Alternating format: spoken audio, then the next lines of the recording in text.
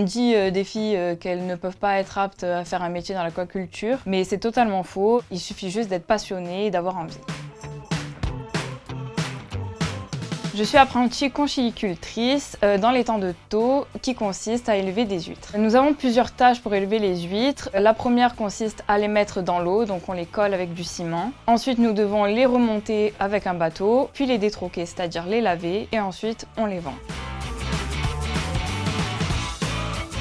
Alors moi, depuis toute petite, je suis vraiment attirée par l'environnement marin et c'est vrai que je connaissais pas du tout cet environnement donc des huîtres et c'était vraiment de la curiosité et puis à 7, c'est vraiment inévitable de faire des huîtres sur l'étang de Thau.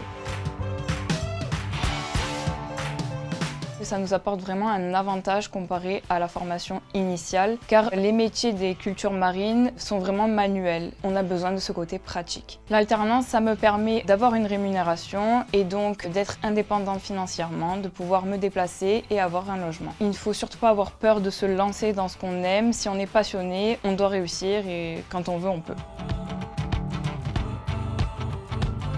J'aimerais poursuivre mes études après mon BTS, pourquoi pas en alternance, car c'est vraiment ce qui me plaît, la pratique dans ce domaine. Et pourquoi pas après me spécialiser plutôt dans un côté scientifique et en génétique. C'est un métier qui est dit manuel pour les hommes, alors que ce n'est pas du tout vrai. Même si on est une fille, ça peut vraiment nous plaire. C'est pas trop dur, c'est pas trop lourd, il faut vraiment avoir envie et être passionné.